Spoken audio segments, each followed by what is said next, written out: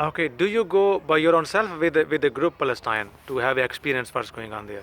In 2004, the first time I went out as an ecumenical compagnia, World Council of Churches, and that means we are going out to witness the lives of Palestinian people in the occupied territories and to meet Israelis who are NGOs who work both with Palestinians and within Israeli society. We went out not to take sides between one and the other, but to be on the side of human rights law and international law. And that way we were able to communicate and hopefully to be a witness telling the truth of our experience. One of those was at a checkpoint near Nablus, and it was Friday evening when students, Nablus has a big university, when students were trying to get back to their villages, to their families. They were Palestinian. Yes. Okay.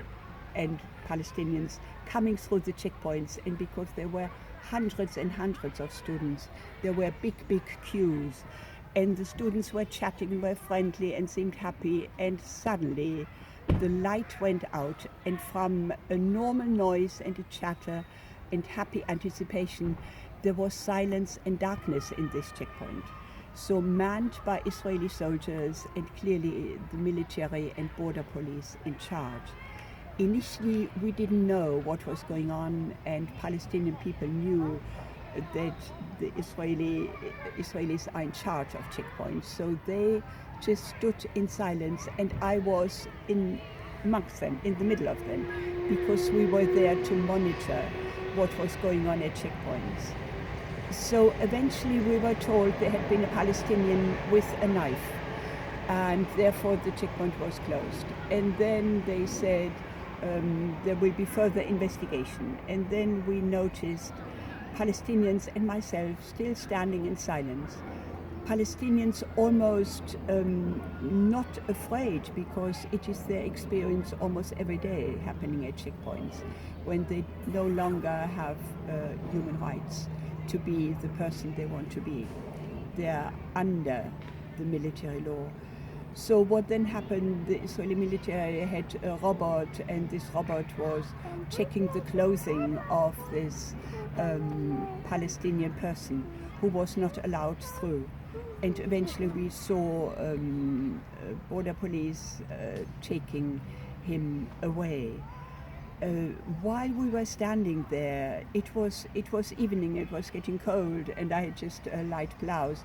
And a Palestinian student I was standing next to, she started opening her bag to take a sweater out, to offer a sweater so I wouldn't be cold. But her friends next to her said, don't open the bag, because it might be misunderstood that there could be a bomb. So she closed the bag quickly, and I realized again what difficulties and what terrible, difficult situations Palestinians were under.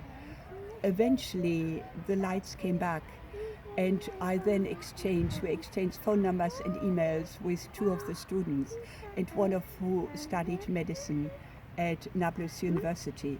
And I went to meet her later at her university and try to communicate.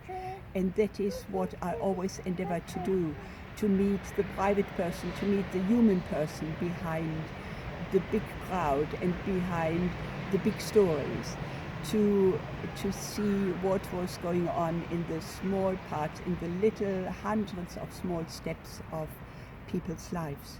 And these students now would have been delayed by 2 to 3 hours getting home in the dark and missing the family meal. And that was just one example of checkpoints. Checkpoints are basically, they are placed on Palestinian land, so it isn't just the settlements which take away land.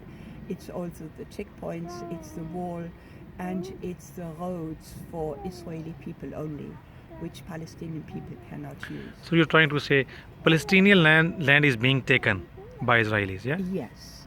People often talk about settlements. And do you think it is legal? Do you think it is legal under international law? Do you think? Well, under international law, you cannot take somebody else's land. So then, what do you think? Why superpowers, when they talk about human rights, when they talk about legal and law and constitution or morality. So why they are turning their eyes? Human rights are words, are letters, are document. Nowadays, human rights all over the world, be it Israel, Palestine, many other countries, are not respected anymore. What is perhaps important in this context, that there is a universal declaration of human rights which the young Israeli state and Europeans and the Americans also signed. And those 30 articles, when I read through, 29 of them do not apply to Palestinians. They miss out on the Universal Declaration of Human Rights.